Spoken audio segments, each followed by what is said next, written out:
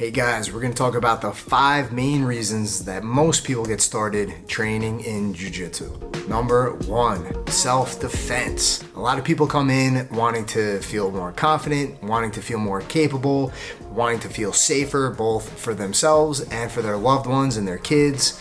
And they know that Jiu Jitsu is effective. One of the really great things about Jiu Jitsu is it's a grappling martial art, so you don't need to be strong or fast or athletic to be effective. It uses leverage, it uses technique, it uses timing to allow somebody who's smaller, even weaker, to defeat a larger, more aggressive attacker. And here's the other thing, it works fast. And believe me, I've done every martial art under the sun. You could get really good at all of them.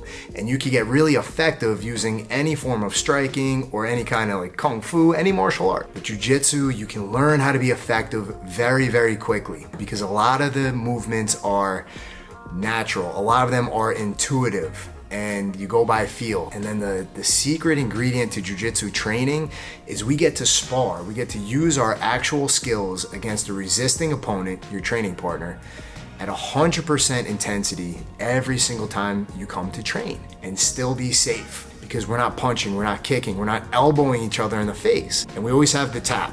So if somebody applies a technique and it's working, say it's a choke or a joint lock, you get to acquiesce, you get to tap, and then they let go and you get to go again. So what does that give us? Repetitions. Just more times working on your technique, experiencing what that feels like in a real situation. And guys, the truth is almost 100% of fights, especially out on the street, end up in some sort of grappling melee. And the internet blesses us with the opportunity to see a lot of these kinds of clips. And even if somebody considers himself a striker, somebody who wants to throw punches, you get 2 untrained individuals together in a fight, eventually they're gonna collide like a couple, walruses on the beach.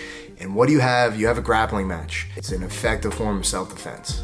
Number 2, fitness. And I can't tell you how many times somebody's come in and people who are already fit and they tell me they're bored with the gym, that they can't drag themselves to the gym and do their routine one more time. They can't pound the pavement and go for a jog. They can't get on the elliptical. They just can't force themselves to do it. And that's where jiu-jitsu comes in. And just some like nuts and bolts. If you didn't know, like an average jiu-jitsu session, like a good training session, you're gonna burn around 1,000 calories. And we have people come in from all different backgrounds, whether they're marathon runners, professional football players, kickboxers, anything you can imagine, any kind of sport, and they're gassed. What does that tell you? Jiu-jitsu does something different. It's incorporating and calling on every muscle group you have, every energy system that you have. It's not torture like it would be if we were doing like a CrossFit workout, because it's so exciting. It's so much fun. And we keep it playful, although it's very challenging. And you're in a room with like-minded people who are motivated, who are really deeply invested in seeing you succeed. So when you stack that up against going to the gym, there's no comparison. So we always say there's like being in shape, but then there's being in jiu-jitsu shape. And they're 2 very different things. Number 3, influencers. Whether it's some podcast you heard, usually it's Joe Rogan or Jocko or Tim Ferriss, or some celebrity you really like Ashton Kutcher or Demi Lovato or Keanu Reeves with John Wick, or one of your coworkers or one of your family members. They train jiu-jitsu and they don't shut up about it. And whether it's just from them beating you down to the point where you kind of like, fine, I'll check it out, or they piqued your interest because you're thinking, why are they so crazy about this martial art? What is happening on those mats that they have fallen head over heels in love with this lifestyle?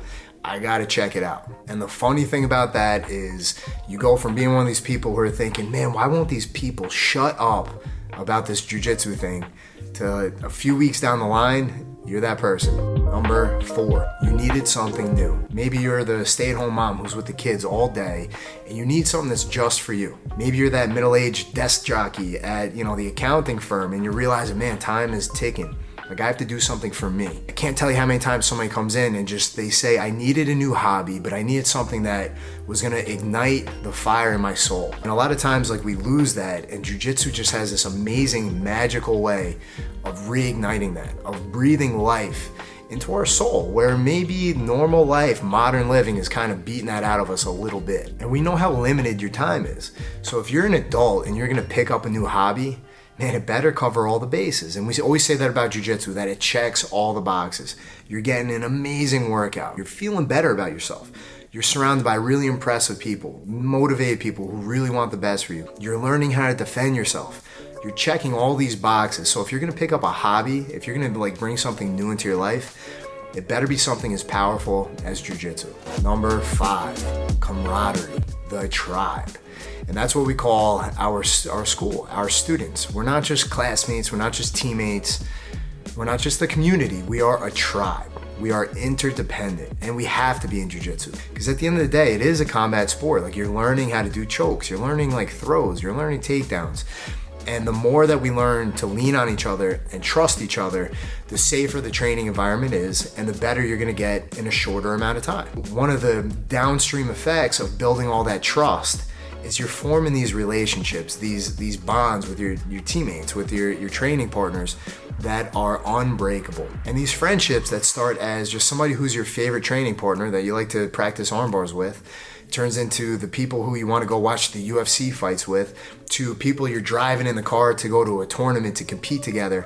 And man, every time you're doing these things, you're strengthening these bonds. And I always like to say that you condense a lifetime's worth of friendship into just a few short years on the mat. Because you go through the ups and the downs of hard training, you go through all these trials and tribulations, like the pain of growing as a person.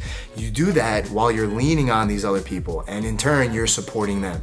It forms unbreakable bonds. And if you look at me, the godfather of my daughter is one of my training partners. And he turned into one of the closest friends that I could ever imagine. You will not form a stronger bond with people in your adult life anywhere else like you will on the mats. Those are just 5 of the main reasons that I hear oftentimes that people are getting started in jiu-jitsu. But the truth is, there are countless reasons people come in. But there's one common thread going through the whole thing, and that's the reason somebody started is never the reason that they stay, because they uncover these deeper, more profound reasons to be on the mat. Stay tuned, we'll cover that next time.